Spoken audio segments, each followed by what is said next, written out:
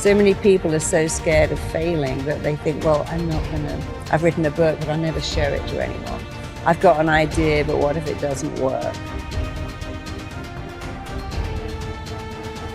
And when they begin to see, oh, it all tracks back to a thought which I'm free to change, it's very liberating, it's very empowering.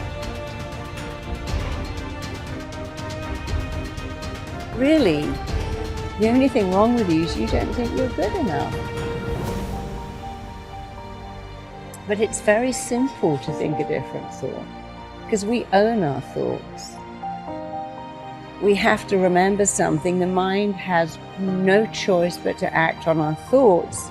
We have an incredible choice to think better thoughts. The strongest force in all of us is we must act in a way that matches how we define ourselves. So your mind's job is to make your thoughts real. The job of your mind is to listen to your thoughts and to start to make them real. People say, I don't know what I was thinking of. How did I end up in this mess? Well, you were thinking, I'm not going to succeed. Everything's not going to work out. If I start that business, it will fail. If I write the essay, it will get a bad mark. So I'm just going to procrastinate here and do nothing, and then I can't fail. And when you take people back to that, you know, procrastination and self-sabotage is nothing more than a reaction to a thought that I'm not enough. My mind believes that everything I tell it must be true, whether it's good or bad, helpful or very hurtful. So we've got to get into the excellent habit of saying, I can do this, I've got this has got my name all over it. No one can do this better than me. If they could, I can still do it my way. Somebody like Eminem, he's a great reference for lost kids because nobody believed in him. And nobody believed he could be a rapper, but here he is, and he put his anger into rapping, and then they go, oh yeah. But that's the thing, you get to edit your story, upgrade your story, rewrite your story, change your story. Your thoughts are yours to change. You're not your thoughts. Change them. So your life can change like that if you just get into the excellent habit and keep going of dialoguing better with you.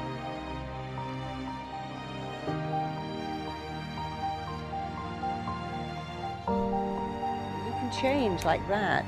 Can you change in 21 days? You can change in 21 seconds if you know how.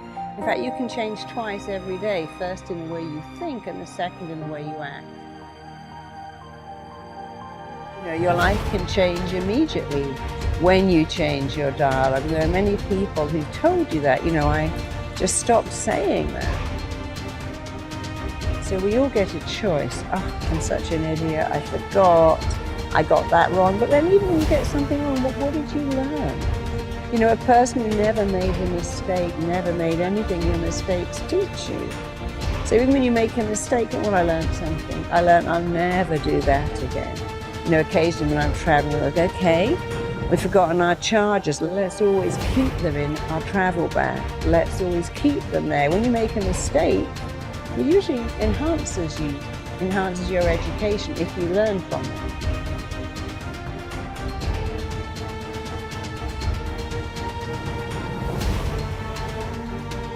And that's one of the rules of the mind. Whatever you focus on, you get more of. And you can't be in two lanes, so pick a better lane, go into that better lane, keep telling yourself better things, think better thoughts.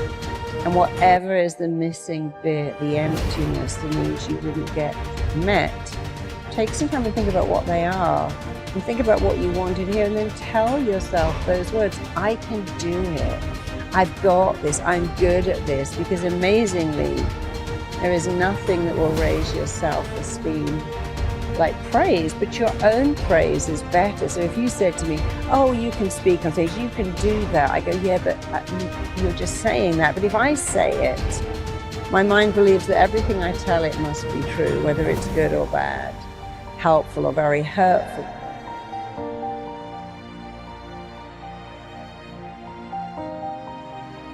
the words you want to hear, what I call the missing bit. What have you been longing to hear? Well, don't give that away and don't give that up. Start to say it yourself because it sinks in. Whoever's saying it, it sinks in. But when someone else says it, they might have an agenda. You're great, could you lend me some money? But when you say it, there is no agenda.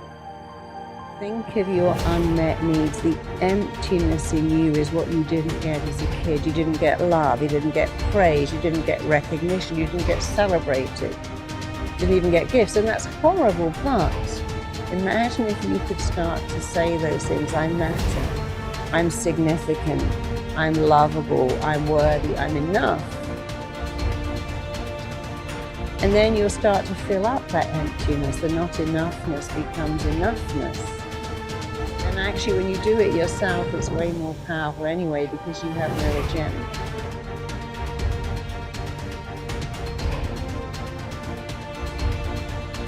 Because it all starts with a thought. But changing your thoughts is easy, it's free, it can be instant.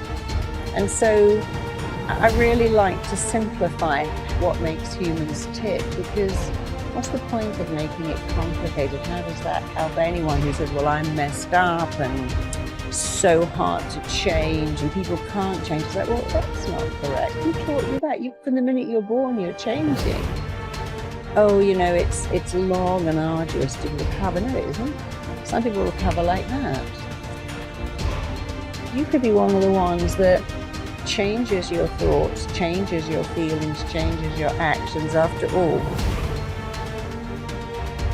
And if you could look in your body and see the inflammation, the stress hormones, the cortisol you create from thinking negative thoughts, you would never do it again. So we got to remember our thoughts are not our thoughts. They're a blueprint that our mind, body, and psyche are trying to make real. And if you could only think better thoughts, you'd give your mind an easy job.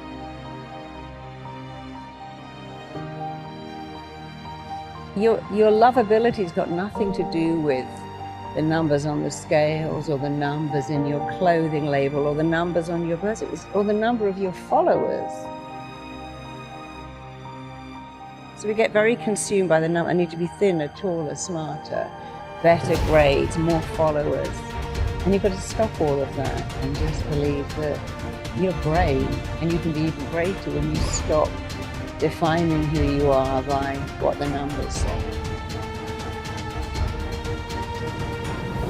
And so we all have a gift, and I think your challenge is find out what you love to do and become brilliant at it. And we've all got something unique that we can do.